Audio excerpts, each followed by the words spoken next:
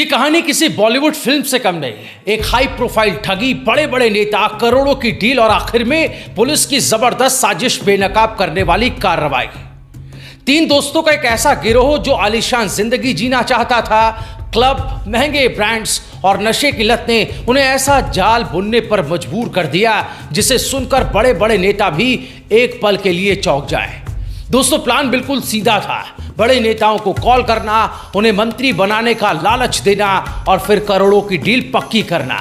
और इस पूरे खेल को रचने के लिए चुना गया सबसे ताकतवर नाम जय शाह, यानी केंद्रीय गृह मंत्री अमित शाह के बेटे। जय शाह बनकर कैसे विधायकों से करोड़ों ऐंठने की कोशिश हुई, ये मैं आपको इस वीडियो में आगे बताऊंगा। उससे पहले हमारे चैनल रायशुमारी को आप जरूर सब्सक्राइब कर लें। फेसबुक और इंस्टाग्राम पर अगर आप ये वीडियो देख रहे हैं तो हमारे पेज को जरूर लाइक और फॉलो करें। वीडियो को लाइक करने के साथ ही शेयर भी जरूर करें। नमस्कार, स्वागत है आपका। आप देखना शुरू कर चुके हैं रायशुमारी, आपके साथ मैं हूं भुवन शर्मा। दोस्तों, उत्तराखंड के रुद्रपुर से बीजेपी विधायक शिव अरोड़ा अपने किसी राजनीतिक काम में बिजी थे। तभी उनका फोन बजा। अनजान नंबर से कॉल थी। नमस्कार विधायक जी, मैं जय शाह बोल रहा हूं। विधायक थोड़े चौंके।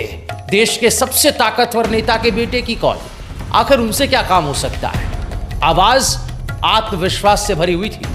आगे आवाज आई, उत्तराखंड में जल्द ही मंत्रिमंडल विस्तार होने वाला है और आपका नाम फाइनल लिस्ट में है। बस एक छोटा सा काम आपको करना होगा। अब विधायक ने पूछा, क्या काम? उधर से जवाब आया, 3 करोड़ रुपए। अगर आप मंत्री बनना चाहते हैं तो ये रकम जल्द से जल्द जमा करवा दें। डील पक्की समझिए। अब शिव अरोड़ा को शक हुआ।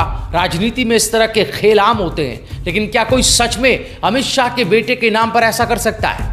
उन्होंने मामले को ज्यादा तूल न देते हुए कॉल काट दी और तुरंत पुलिस से संपर्क कर लिया। इसी बीच 2 और विधायकों, हरिद्वार के रानीपुर से विधायक आदेश चौहान और नैनीताल विधायक सरिता आर्य को भी ऐसा ही कॉल आया। अब मामला गंभीर हो चुका था। जैसे ही पुलिस ने इन्वेस्टिगेशन शुरू की, एक एक कर परतें खुलनी शुरू हो गए। मामला किसी आम ठगी से बहुत बड़ा था। 3 नाम सामने आए, गौरवनाथ, उवैश और प्रियांशु पंत। तीनों दोस्त और तीनों ही ऐशो आराम के दीवाने। नशे, क्लब और महंगे ब्रांड्स का शौक था, लेकिन जेब में पैसे नहीं थे। इसीलिए एक ऐसा प्लान बनाया जिससे एक ही झटके में करोड़ों रुपए आ जाए। आखिर मंत्री बनने की चाह किस नेता की नहीं होती। इस सोच के साथ उन्होंने ठगी का एक मास्टर प्लान तैयार किया। अब जानते हैं कैसे हुआ यह प्लान तैयार। दरअसल तीनों दोस्तों ने विकिपीडिया और दूसरी वेबसाइट से विधायकों के नंबर निकाले। मणिपुर, उड़ीसा, कर्नाटक और उत्तराखंड के कई नेताओं की पूरी डिटेल जुटाई गई। फिर तय हुआ कि जय शाह बनकर कॉल किया जाएगा और मंत्री पद के नाम पर करोड़ों मांगे जाएंगे। गौरवनाथ, ब्रेन बिहाइंड द प्लान, योजना बनाने वाला। नंबर 2 उवैश, टेक्निकल मास्टरमाइंड, लीडर्स के नंबर और डिटेल जुटाने वाला।